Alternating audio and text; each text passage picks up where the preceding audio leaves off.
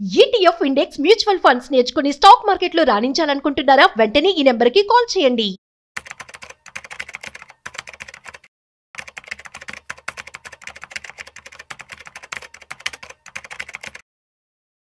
Hi, hello, namaste. Welcome to Business Buzz with Rajiv Pasupuleti on Suman TV.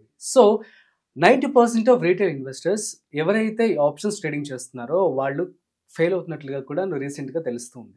అసలు options trading అనేది ఎలా చేయాలి, వీటికి సంబంధించి రిస్క్ ఫ్యాక్టర్స్ అని కూడా ఎలా ఓవర్కమ్ చేయాలి, ఈ విషయాలని కూడా మనతో చెప్పడానికి ఇవాళ మనతో బిజినెస్ అనలిస్ట్ వెంకట్ మేక గారు ఉన్నారు. సో వారి మాటల్లో మరింత సమాచారం అడిగి తెలుసుకుందాం. హాయ్ సార్, నమస్తే. నమస్తే అండి. ఎలా ఉన్నారు సార్? ఫైన్ రాజీవ్ గారు. యా సార్, క్వశ్చన్ విన్నారు కదా. సో ఎవరైతే రీటైల్ ఇన్వెస్టర్స్ ఉన్నారో వీళ్ళందరూ కూడా ఆప్షన్స్ ట్రేడింగ్ చేయడం వల్ల 90% లాస్ అవుతున్నట్లుగా గణాంకాలు చెప్తూ ఉన్నాయి. సో దీన్ని మనం ఎలా తీసుకోవచ్చు, అసలు ఆప్షన్స్ ట్రేడింగ్ అనేది ఎలా చేయాలి? ఎస్ అండి, సెబీ రీసెంట్ గా పబ్లిష్ చేసిన స్టాటిస్టికల్ రిపోర్ట్ లో almost 90 to 95% retail traders option trading చేస్తారు. F&O డెరివేటివ్ సెగ్మెంట్ లో ఆప్షన్స్ ట్రేడింగ్ చేస్తారు, నష్టపోతున్నారని చెప్పేసి క్లియర్ గా తన రిపోర్ట్ లో చెప్పింది. దాంట్లో కూడా ఎక్కువ బిలో 35 ఏజ్ గ్రూప్ వాళ్ళు 35 ఏజ్ గ్రూప్ వాళ్ళు ఎక్కువగా నష్టపోతున్నారు. అంటే ఎక్కువగా వాళ్ళే ట్రేడ్ చేస్తున్నారు. ఆఫ్టర్ పాండమిక్, ఆఫ్టర్ కోవిడ్ తర్వాత ఎక్కువ డీమ్యాట్ అకౌంట్లు ఓపెన్ అయినాయి. చాలా మంది ఏంటంటే 50,000 1 lakh రూపీస్ అకౌంట్లో పెట్టుకోవటం, ఆప్షన్స్ ట్రేడింగ్ చేయడం అనేది స్టార్ట్ చేయడం మొదలుపెట్టారు. మేజర్గా దీంట్లో లిక్విడేటివ్ థింగ్ ఏంటి అంటే మనకి 5,000 రూపాయలు ఉన్న, అంటే 5,000 రూపాయలతో మనం ఆప్షన్ ట్రేడింగ్ అనేది స్టార్ట్ చేయొచ్చు. 5,000 50,000 అవ్వచ్చు, ₹1,00,000 కూడా అవుతుందండి మన టైం బాగుంటాయి. అంటే ఆ టైంకి మార్కెట్ కనుక ఇది ఉంటే మనం ఆ టైంలో కనుక మనం ఇన్వెస్ట్ చేస్తే, సో ఇన్వెస్ట్ అనకూడదు, ట్రేడ్ చేస్తే. సో అది బాగా లిక్విడేటివ్ థింగ్ అనిపించింది. సో చాలా మంది ఏంటి అంటే ఈ పాయింట్ని బేస్ చేసుకుని, అంటే ఇది ఎగ్జాంపుల్ ఓ విధంగా ఎట్లా చెప్పాలి అంటే లాటరీ టికెట్ అనుకోవచ్చు. ఒకళ్ళకి లాటరీ టికెట్లో ₹1,00,00,000 రాగానే చాలా మంది వెళ్ళి లాటరీ టికెట్లు కొంటూ ఉంటారు కదా. సో ఆ టైప్లో అట్లా అందరూ ఆప్షన్స్ ట్రేడింగ్ అనేది స్టార్ట్ చేయడం మొదలుపెట్టారు. బట్ నేను ఈ లాటరీ అనే మాట వాడితే నెగిటివ్ కామెంట్స్ కూడా వస్తూ ఉంటాయి.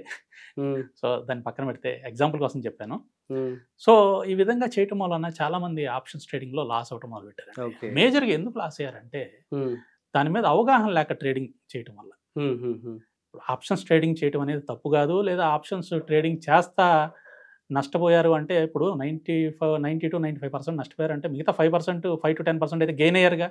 మరి వాళ్ళు ఎట్లా గెయిన్ అయ్యారు? So something is there. అంటే అందరికీ అయితే డబ్బులు పోలేదు కదా, కొంతమందికి అయితే డబ్బులు వచ్చినాయి. ఆ వచ్చిన ఎందుకు డబ్బులు వచ్చినాయి వాళ్ళకి?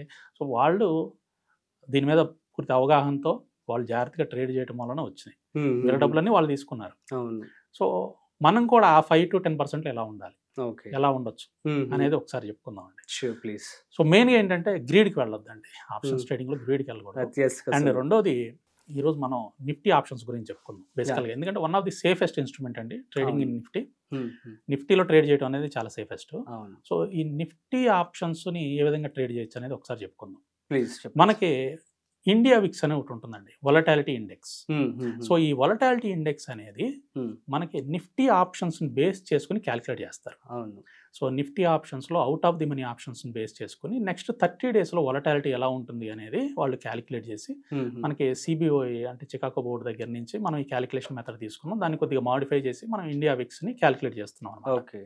సో ఈ ఇండియా విక్స్ని బేస్ చేసుకుని మనకి వొలటాలిటీ ఎలా ఉంటుందో తెలుసుకోవచ్చు.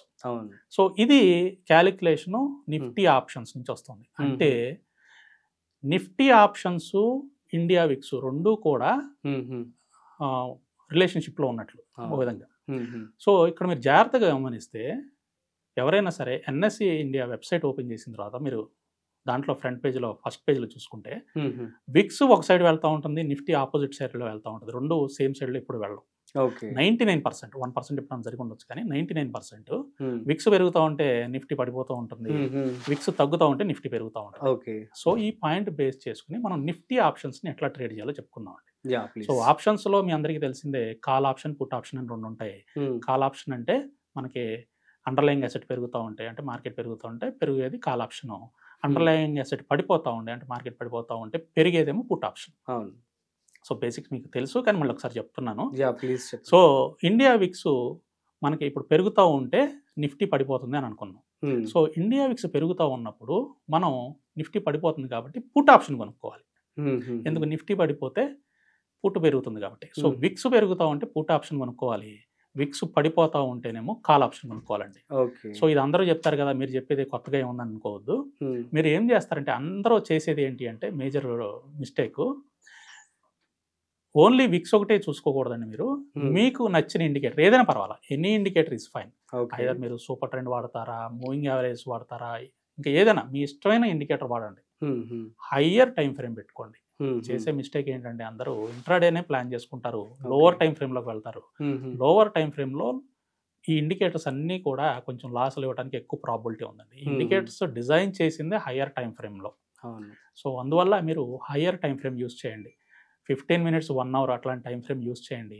ఆ టైం ఫ్రేమ్లో ఇండికేటర్ సిగ్నల్ ఇచ్చినప్పుడు, అంటే ఇండియా విక్స్లో మీకు బయింగ్ సిగ్నల్ ఇస్తే, at the same time put ఆప్షన్లో కూడా బయింగ్ సిగ్నల్ ఇస్తే, నిఫ్టీ పుట్ ఆప్షన్, కేవలం ఇది నిఫ్టీకే వాడండి, నిఫ్టీ పుట్ ఆప్షన్ కూడా బయింగ్ సిగ్నల్ ఇస్తే, రెండిట్లోనూ బయింగ్ సిగ్నల్ ఉంటే అప్పుడు నిఫ్టీ పుట్ ఆప్షన్ బై చేయండి.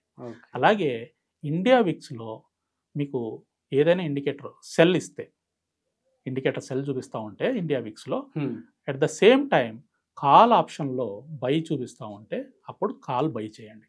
సో ఈ విధంగా హయ్యర్ టైం ఫ్రేమ్లో కనుక మీరు చేస్తే నిఫ్టీ ఆప్షన్స్లో ఎవ్రీ మంత్ ఎండింగ్ చూసుకోండి, డే వైజ్గా ఎప్పుడు చూడద్దు, మంత్ ఎండింగ్గా చూసుకుంటే మంత్లీ మీ అకౌంట్ పాజిటివ్లోనే ఉంటుందండి. ఓకే. సో మేము ఇది ప్రాక్టికల్గా చేస్తున్నాము, చాలామందికి చెప్తున్నాము. అంటే గ్రీడ్కి వెళ్ళొద్దు. ఇక్కడ కూడా ఇంకోటి నేను చెప్పేది ఏంటి అంటే, మీరు పొజిషన్ తీసుకున్నారు, పొజిషన్ తీసుకున్న తర్వాత మీ రిస్క్ టు రివార్డ్ చూసుకోండి. రిస్క్ టు రివార్డ్ అంటే రిస్క్, మీరు 1000 రూపాయలు రిస్క్ పెట్టుకుంటే 2000 రూపాయలు ప్రాఫిట్ రాగానే బయటకు వచ్చేయండి. అంటే 1:2 రిస్క్ టు రివార్డ్ మెయింటైన్ చేయండి. లేదు నేను మార్కెట్ ₹1,00,000 వరకు ఇస్తుందేమో, ₹1,00,000 వరకు వెయిట్ చేస్తాను అంటే అది సంవత్సరం మొత్తం మీద ఎప్పుడు ఇలాంటి జాక్పాట్లు వస్తూ ఉంటాయండి, ₹1,00,000 రావడం అనేది. సో మిగతా రోజులన్నీ కూడా కొంచెం పెరిగి మళ్ళీ కింద పడిపోతూనే ఉంటాయి. సో మనం లాస్లు ఎక్కువ ఇదవుతూ ఉంటాం. అందువల్ల రిస్క్ టు రివార్డ్ మెయింటైన్ చేయండి. సో మీరు 1% రిస్క్ తీసుకుంటే 2% రివార్డ్ వరకు వెయిట్ చేయండి, వెంటనే బయటకు వచ్చేసేయండి. ఈ విధంగా మీరు మంత్లీ కనుక చేయగలిగితే ఎవ్రీ మంత్ మీరు కన్సిస్టెంట్గానే మీరు ప్రాఫిట్లు తీసుకోగలుగుతారు అన్నమాట. అంటే మధ్యలో స్టాప్ లాస్ హిట్ అవుతూ ఉంటే, టార్గెట్లు వస్తూ ఉంటే, మంత్ ఎండింగ్ అకౌంట్ చెప్తున్నాను, మంత్ ఎండింగ్ అకౌంట్లో మీరు ప్రాఫిట్లోనే ఉంటారు. Okay. So this is the good way to trade in Nifty options అండి. Okay, super sir, thank you so much. So audience మీ అందరికీ కూడా అర్థమైంది కదా. సో ఆప్షన్స్ ట్రేడింగ్ అని చాలా జాగ్రత్తగా చేసుకోవాలి. సో సార్ చెప్పినట్లుగా మీరు ఫాలో అయ్యి చేయండి. ఎట్ ద సేమ్ టైం మీ యొక్క ఓన్ రీసెర్చ్ కూడా చేయండి. సో మీకు ఏమైనా డౌట్స్ ఉంటే కామెంట్ చేయండి, మేము మీకు రిప్లై ఇస్తాము. సో మరొక స్పెషల్ కాంటెంట్తో మళ్ళీ కలుద్దాం. అంతవరకు చూస్తూనే ఉండండి Suman TV. This is Rajiv signing off. Video నచ్చినట్లయితే లైక్, షేర్ అండ్ సబ్స్క్రైబ్.